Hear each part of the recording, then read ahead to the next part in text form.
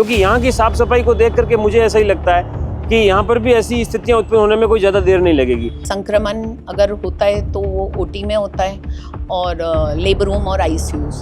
छत की सीमेंट जिस प्रकार से नीचे गिर रही है, वहाँ जो जिस संख्या में मरीज वहाँ आते हैं, चेकलिस्ट होती है, उस चेकलिस्ट पे टिक करके रोज उस पे नजरें रह रही हैं कि भाई चेकलिस्ट के हिसाब से वो लिपापोती चलती रहेगी। लेकिन आज जो स्थिति जनाना हॉस्पिटल की है, अब मरीज क्या कह रहे हैं, मेरे यहाँ से कॉन्ट्रैक्ट पे है, मेरे पास परसों लिखा हुआ आया है, सारे डक्टिंग प्लांट चालू हैं। हालांकि उन्होंने 1 से 2 महीने की बात कही है, लेकिन देखते हैं। दोपहर के टाइम वो वार्ड अगर 25 मरीजों का है, उसके हर मरीज के साथ 3-3, 4-4 रिश्तेदार आके बैठे हैं। पेशेंट्स ऑफ करवा रहे हैं कि हमें रात में ऑफ कर दो, हमें ठंड लगती है।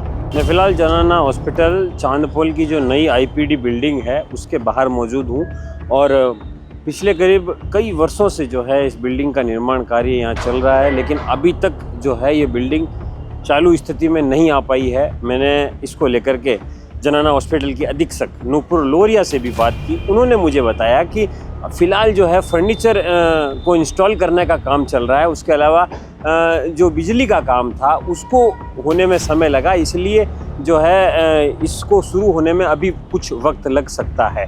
हालांकि उन्होंने 1 से 2 महीने की बात कही है, लेकिन देखते हैं कि 1 से 2 महीने में यह भवन जो है बनकर तैयार हो पाता है या नहीं हो पाता है। अब मैं बात करूं जनाना हॉस्पिटल जिसमें अभी चल रहा है, उस हॉस्पिटल के अंदर भी जो है कई प्रकार की समस्याएं हैं। जैसे सबसे बड़ी समस्या थी कि हमने देखा कि सीमेंट जो है वहाँ से उखड़ी पड़ी है।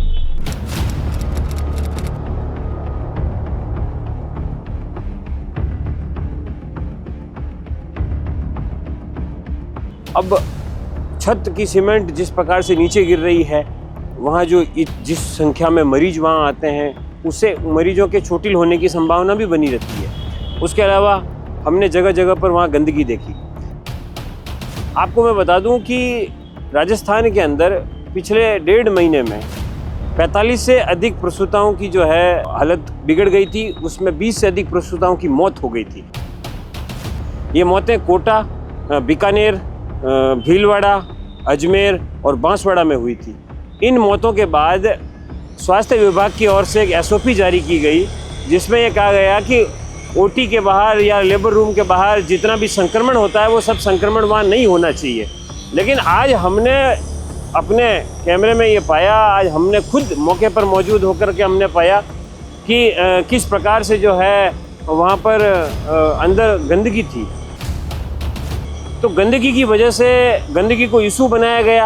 हालांकि प्रसूताओं की मौत क्यों हुई, उनकी किडनी फेल क्यों हुई, इसको लेकर के तो मेडिकल बोर्ड बनाया हुआ है, वो फिलहाल जांच कर रहा है, लेकिन वो लिपापोती चलती रहेगी। लेकिन आज जो स्थिति जनाना हॉस्पिटल की है उसके हिसाब से भी कहीं ना कहीं स्थितियां खराब है। यहाँ पर भी कभी ना कभी वो समय आ सकता है जब जनाना हॉस्पिटल में इस प्रकार की सूचना मिले कि वहाँ पर प्रसूताओं की तबीयत बिगड़ गई, क्योंकि यहाँ की साफ सफाई को देख करके मुझे ऐसा ही लगता है कि यहाँ पर भी ऐसी स्थितियाँ उत्पन्न होने में कोई ज़्यादा देर नहीं लगेगी। अब फिलहाल मैं ये नई बिल्डिंग के बाहर हूँ, सभी लोगों को इंतजार है, जयपुर के आसपास के जिलों के लोगों को इंतजार है, जयपुर के लोगों को इंतजार है कि नई जनाना बिल्डिंग, ये 250 बेड का जो बहुत बड़ा विशाल हॉस्पिटल बना है, अगर ये बनकर तैयार हो जाता है तो आसपास के लोगों को और महिलाओं को बहुत बड़ी राहत मिलेगी, चिकित्सा सुविधाओं में विस्तार होगा, जिससे लोगों को जो है अगर सरकारी हॉस्पिटल के अंदर इलाज करवाना भी ज़्यादा आसानी होगी। एक सवाल हॉस्पिटल में जो साफ सफाई को लेकर के था, जिस प्रकार से संक्रमण की बात कही जा रही है, तो उसको लेकर के क्या आपको क्या विशेष? देखिए, संक्रमण अगर होता है तो वो ओटी में होता है और लेबर रूम और आईसीयूज।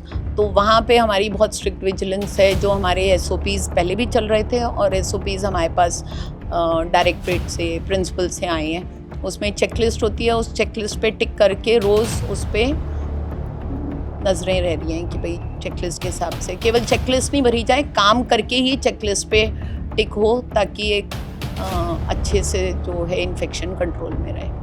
ये जो कूलर और ये जो अभी गर्मी को देखते हुए जो कूलिंग प्लांट जो है, वो अभी हमने मरीजों से बात की, वो कह रहे थे कि सही से काम नहीं कर रहे हैं, उसको लेकर अब मरीज़ क्या कह रहे हैं, मेरे यहाँ से कॉन्ट्रैक्ट पे है, मेरे पास परसों लिखा हुआ आया है, सारे डक्टिंग प्लांट चालू हैं और सारे जितने एसीज जो वार्ड के हैं सब वर्किंग हैं।